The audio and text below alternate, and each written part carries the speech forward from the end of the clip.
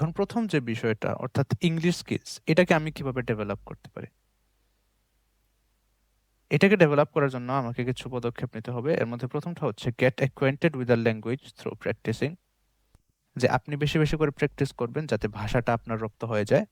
এবং মনে রাখবেন যে ইনপুটস লিড টু আউটপুটস। অর্থাৎ আপনি যেটাই ভেতরে ঢোকাবেন সেটাই আপনার বের হয়ে আসবে।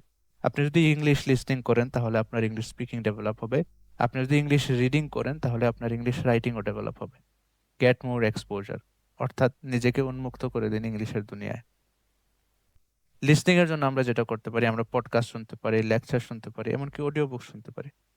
আমরা রিডিং এর জন্য যেটা করতে পারি সেটা হচ্ছে যে আমরা বই পড়তে পারি বা আর্টিকেল পড়তে পারি। তবে হ্যাঁ, এমন বিষয়ে আমরা রিডিং করার চেষ্টা করব যেটা পার্সোনালি আমার ভালো লাগে।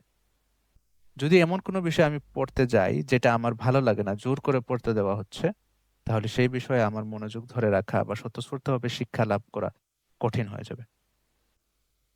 রাইটিং এর জন্য আমরা যেটা করতে পারি, আমরা ডায়েরি লিখতে পারি, জার্নাল লিখতে পারি, আমার দৈনন্দিন রোজ নামচারা লিখতে পারি, অথবা আমি দিনে দিনে প্রতিদিন যে জিনিসগুলো শিক্ষা লাভ করেছি সেগুলো নিয়ে সুন্দর করে আমি নোট লিখতে পারি।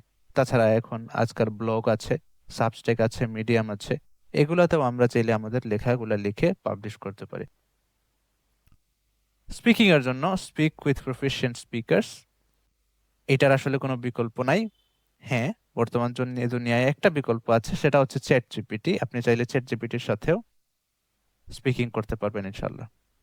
আর তাছাড়া ভালো হয় যদি আপনি আসলে রিয়েল কোনো পার্সনের সাথে স্পিকিং প্র্যাকটিস করতে পারেন।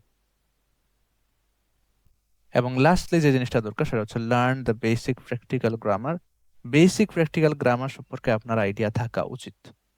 হ্যাঁ, থিওরিটিক্যাল গ্রামার জানাটা জরুরি না। কোনো ভাষা রপ্ত করতে গেলেই আসলে গ্রামারের তাত্ত্বিক জিনিসগুলো মুখস্থ করা লাগে না। তবে গ্রামারের প্র্যাকটিক্যাল দিক যেটা, সেটা আমার জানা থাকতে হবে। এবং শেষমেশ always look for practice opportunities.